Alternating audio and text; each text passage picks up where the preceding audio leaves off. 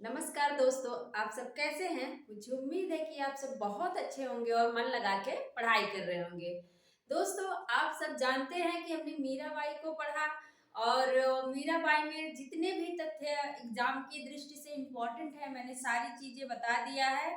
और आज हम एक महत्वपूर्ण कवि को पढ़ेंगे। कौन है? रसखान। रसखान भी कह सकते हैं, जैसे बहुत सारे संप्रदाय निरपेक्ष कह सकते हैं। रसखान भी किस में आएंगे? संप्रदाय निरपेक्ष में। इनका किसी संप्रदाय विशेष से संबंध नहीं था। हालांकि जो रसखान है वो एक मुस्लिम कवि हैं, लेकिन वो भक्त किसके हैं? किसका वर्णन करते हैं? कृष्ण का। किसका वर्णन करते हैं? कृष्ण का। और कृष्ण की भक्ति से प्रभावित होकर ही भारतेंदु ने इन्हें क्या कह दिया? इनको इस मुसलमान हरिजनन पर कोटिक या केतिक हिंदू वारिये। कोई कहीं कहीं कोटिक मिलता है, कोटिक मतलब करोड़ों, कहीं कहीं केतिक मिलता है, केतिक हिंदू वारिये। मतलब है मुसलमान, लेकिन हिंदू धर्म के प्रति, हिंदू देवता के प्रति जो इनका दृष्टिकोण है, जो सम्मान है, वो कहा नहीं जा सकता। इनके ऊपर करोड़ों हिंदू न्यौछावर होते हैं। अब देखते हैं रसखान। रसखान का जन्म कब होता है? 1533। कब होता है? 1533। और अगर क्रम में आए तो इसके पहले कौन आएंगी? मीराबाई। मीराबाई का हमने क्या जन्म समय बताया था इसके पिछले वीडियो में? आप लोग कमेंट बॉक्स में इसको बताएंगे, तभी मुझे पता चलेगा कि आप सब मन से पढ़ाई कर रहे हैं। तो इनका जन्म कब हुआ था? 1533 ईस्वी में। कहाँ हुआ था? दिल्ली में हुआ था। कहाँ हुआ था? दिल्ली में हुआ था। ये बहुत पूछा जाता है कि रसखान का मूल नाम क्या है? रसखान का मूल नाम क्या है? तो सैयद इब्राहिम। क्या है? सैयद इब्राहिम। इसको ध्यान से देख लीजिए, क्या है? सैयद इब्राहिम इनका मूल नाम है। लेकिन जो रसखान है वो क्या है? उपाधि है। रसखान क्या है? ये उपाधि है। मूल नाम इनका था सैयद इब्राहिम। उपाधि क्या है? रसखान। कभी कभी गुरु भी पूछ लेता है। एक आचार्य रामचंद्र शुक्ल का कथन पूछा जाता है कि विठल नाथ का इन पर बहुत ही अनन्य प्रभाव था, या ऐसे ही कुछ शब्द है, अभी याद नहीं आ रहा है। तो पूछ लिया जाता है यह किसके बारे में कहा गया? विठल नाथ का प्रभाव या विठल नाथ का जो प्रेम था वो किसके ऊपर था? तो रसखान के ऊपर। विठल नाथ देख के सभी लोग सोच लेंगे कि जो अष्टछाप में चारों कवि, उनके चार शिष्य हैं, उनके बारे में बात हो रही है। हो सकता है नंददास के बारे में, हो सकता है कृष्णदास के बारे में, लेकिन ऐसा नहीं है। वो रसखान के बारे में कह रहे हैं कि इनका अनन्य उन पे क्या था? प्रभाव था। तो इनके गुरु कौन थे? विठलनाथ। रसखान के गुरु कौन थे? विठलनाथ थे। अब हम रचनाएं देख लेते हैं। रचनाएं पूछी गई हैं। सुजान रसखान, जो कि नाम पे ही है तो इसमें दिक्कत नहीं होती है। पूछा जाता है प्रेम वाटिका किसकी है? प्रेम फुलवारी भी पूछा जाता है। तो प्रेम फुलवारी अगर पूछता है तो हम भारतेंदु को बताएंगे, लेकिन प्रेम वाटिका पूछता है तो हम किसको बताएंगे? रसखान को बताएंगे। दान लीला इनकी भी है। दान लीला चतुर्भुज दास की भी है। हमने बताया था दान कैसे करते हैं? हम भुजाओं से करते हैं। तो चतुर्भुज दास की हो जाएगी दान लीला। और रसखान की भी है दान लीला। अष्टयाम इनकी रचना है। हम देखते हैं कि देव की भी रचना क्या है? अष्टयाम है।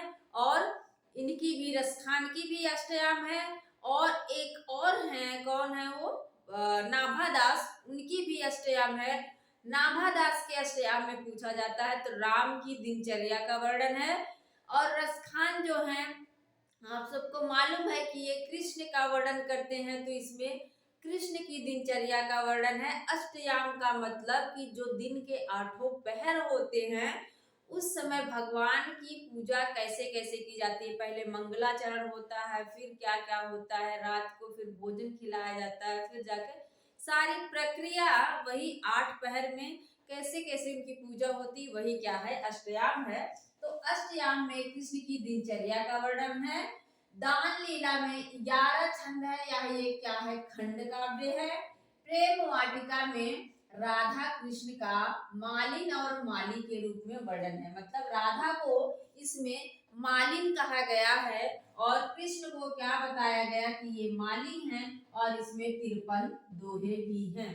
कहा जाता है कि ये जो प्रेम वाटिका है वो रसखान की अंतिम रचना है। क्या है?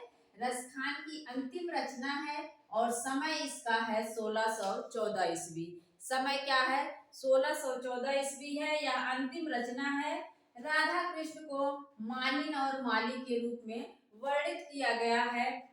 सुजान रसखान में क्या है, 181 सवैया है। और ये भी कहा जाता है कि कृष्ण की भक्ति का वर्णन सवैया में करने वाले प्रथम कवि कौन है, तो रसखान है। मतलब सवैया में कृष्ण के पद अभी तक नहीं मिले थे, रसखान ने इसकी शुरुआत की थी। और ये मैंने आप लोगों को बता ही दिया कि कृष्ण की भक्ति से प्रभावित होकर भारतेंदु ने कहा, पूछा जाता है किसने कहा या किसके लिए कहा, तो रसखान के लिए कहते हैं, इस मुसलमान हरिजनन पर, हरिजनन मतलब हरि के जन, जो भगवान के भक्त हैं, हरिजनन पर केतिक हिंदू वारिये या कोटिक हिंदू वारिये, इस मुसलमान कवि पर करोड़ों हिंदू न्यौछावर हैं। अब हम याद कैसे रखें ये चीज जो है, प्रेम वाटिका और प्रेम फुलवारी में हमें बहुत दिक्कत होती है। तो हमने याद कर लिया था रसखान।